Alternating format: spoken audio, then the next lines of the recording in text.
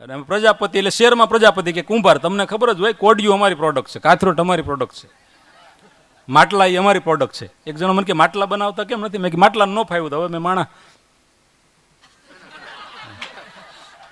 આમાં ઈ જ છે ને, આમાં સારું જ છે, તમને આવડવું જોઈએ બોલતા એટલે તમે હાલી જાઓ બેનો. હા 2029માં સાઉથ આફ્રિકા જઈ અને સાઉથ આફ્રિકામાં જઈ અને મારા ગુજરાતના વાંઢાઓ માટે,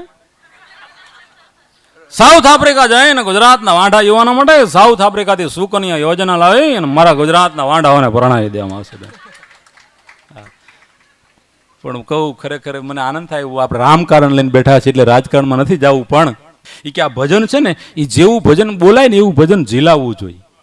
કે સહેલો મને ગમે છે એનું કારણ કે એ ભજન જે છે એ તમારું હામું અંદર ઉતરે, એ જ્યારે અંદર ઉતરતું હોય તો જ હામે ઉતરે. બાકી ગાનારો ગાંગરે શ્રોતાઓ ઝોલા ખાય, ગાનારો ગાંગરે અને શ્રોતાઓ ઝોલા ખાય, ઘરધણી ભેળા બેહીને વાતું કરે તો ભજન ક્યાંથી થાય.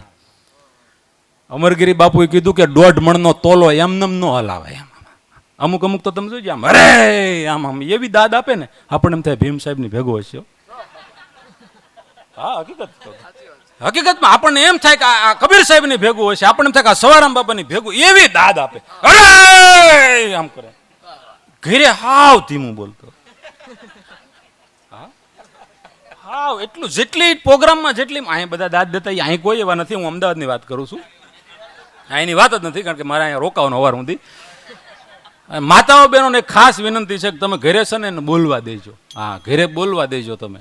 એક હમણાં તો એક માડીને વહુ મળી, ભાઈ કમલેશભાઈ ઘડીક 2-5 મિનિટ હળવો આનંદ કરવો છે. એક માડીને વહુ મળી. શૈલેષ બાપુ આથી 30 વર્ષ પહેલા જમાનો કેવો હતો ખબર? કોઈ દીકરી હારે જાય ને 30 વર્ષ પહેલા, 1990-92 ની વાત કરું, 30 વર્ષ પહેલા કોઈ દીકરી હારે જાય ને તો એ દીકરી બીતી. શું કે ખબર? મને કેવી હાહુ મળશે, હારી મળશે એક માથા ભારે. 30 વર્ષ પહેલા દીકરી બીતી. હવે જમાનો બદલી ગયો, હવે દીકરી નથી બીતી.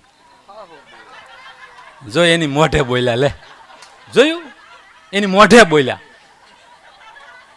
હા આંગળી સિંધોમાં બાપા હવને ઘેરે માટીના જ હોય. શું મારા જીવનમાં દુઃખ દર્દ તો છે જ. મારું બહુ મોડું છું શૈલેષ બાપુ, મારું વ્યવહાર ને મારા લગ્ન મોડા છે. શું કામ? એનું કારણ જે જોવા આવે ને એને મારી બાને પૂછે છોકરો શું કરે, એ કે વાતું કરે. તે ઓલા દુખણા લઈને વ્યા જાય. જે આવે એ બધું સારું કે છોકરો કામ શું કરે, મારી બા કે વાતું કરે, હારી હારી વાતું કરે. ભાઈ એટલું ભોળપણ હતું આપણા માવતરમાં સાહેબ કે હારી હારી વાતું કરે. પણ વાહે એને એમ ન કીધું કે હારી હારી વાતું કરે, પણ એટલા લઈને આવે એમ.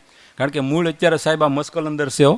હા આ યુગ એક બદલી ગયો સાહેબ. આ માવડિયું મોટી ઉંમરના બેઠો એટલે કહું આપણે શૈલેષ બાપુ મોટા બાપાની ઘરેથી માની જેઠાણી હોય ને તો આપણને માએ એને શીખવાડી શું કહેવાનું, મોટી માં. બેનું દીકરીને એક વાત કહું, તમારા જીવનમાં લખી લાદા જેવી વાત છે. મોટી માં. બીજું કાકી માટે આપણે શબ્દ હતો કાકી માં.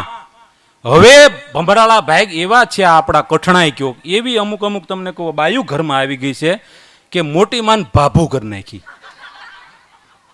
ભાભુ ખબર જ ન પડે. ભાભુ એટલે શું? ભાભડ ભૂતળી જે આપણે કહેતા કે એટલો બધો પાવડર સોટ્યો હોય, કૂતરી જે લોટના ડબ્બામાં મોઢું મારીને ભાગી હોય.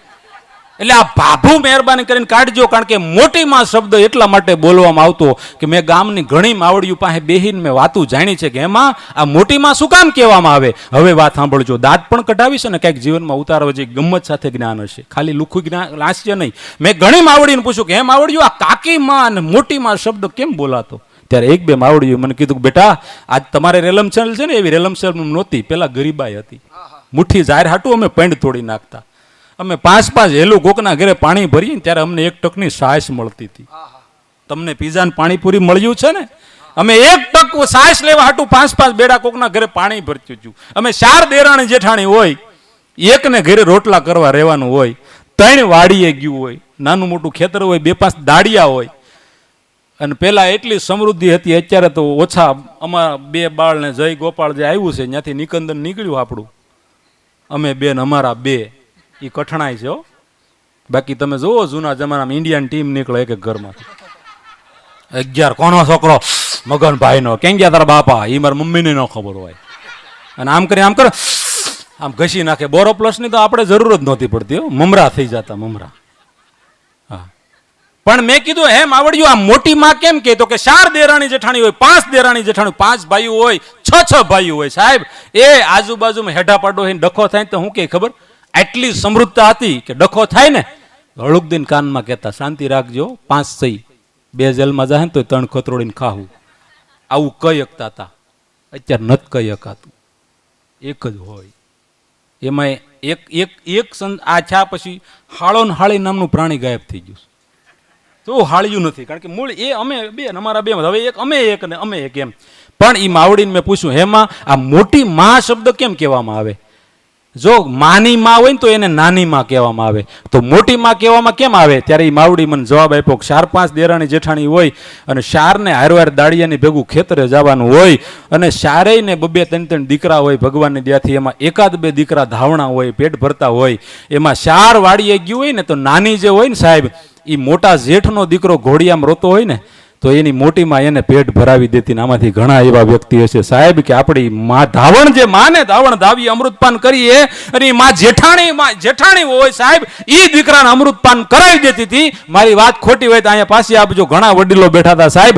આ કુટુંબ પરિવાર હતો, આ ભાવના હતી ભલા માણા કે કાકી માં અને મોટી માં. એટલા માટે કાકી માટે માં શબ્દ વપરાતો, મોટી માં માટે મોટી માં શબ્દ વપરાતો. હવે તો અત્યારમાં દેરાણી જેઠાણી ફટાકડા આવી ગયા.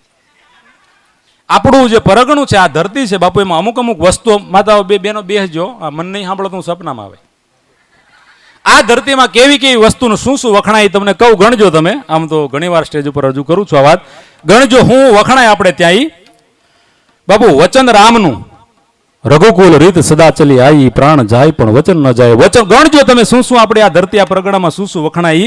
વચન રામનું, વાંસળી કૃષ્ણની, રૂપ રાધાનું, શક્તિ સીતાની, ભક્તિ મીરાની, ધર્મ યુધિષ્ઠિરનો, રીત રઘુકુળની, પ્રતિજ્ઞા ભીષ્મની, દાન કરણનું, બાણ અર્જુનનું, બળ ભીમનું, કૂદકો હનુમાનનો, શંખ સોમનાથનો, ગરબી ગોપનાથની, જાત્રા જુનાગઢની, પીરાણું સત્તાધારનું, દર્શન ડાકોરના, આખ્યાન ભાડાના, તાજિયા પીપાદના, સૂત્રફેણી સુરતની, હલવો મુંબઈનો, ગાંઠિયા ભાવનગરના, રીંગણા ગોરખીના, કેરી તાલાળાની, સફરજન શિમલાના, કંઠ કોયલનો, સાંસ પોપટની, ડોગ જીરાફની, કળા મોરની, માળો હુગરીનો, પાંખ બગલાની, પૂંછડી કૂતરાની, નજર બાજની, ઝડપ ચિતાની, ગાય ગીરની, ભેં વાળકની, ઘોડી પાંચાળની, હાંડિયો મારવાડનું ને આદમી કાઠિયાવાડનું. હાંડિયો મારવાડનો, આદમી કાઠિયાવાડનો, ઢોલિયો ધોરાજીનો, પાટી ઉપલેટાની, મણ મવાનો, કાંટો કોંડલાનો, ભાંગ ભુંગરની અને ગુલ્ફી અમારા રાજુલા પાસે ડુંગરની. કમલેશભાઈ, આ પ્રસંગે સ્વર બાપુને યાદ વાત કરીને એમને રજૂ કરવા જાઉં છું ત્યારે પૂજ્યપાત મોરારી બાપુ કેમ ભૂલાઈ જાય. રામચરિત માનસને વિશ્વ આખાની અંદર સાહેબ સાધુ છે એ સાધુ છે. જે પણ આપણી ગોળ પરંપરા હોય, જે પણ આપણા કેળા હોય, માર્ગ હોય, પણ હું એમ કહું સાધુ એટલે સાધુ.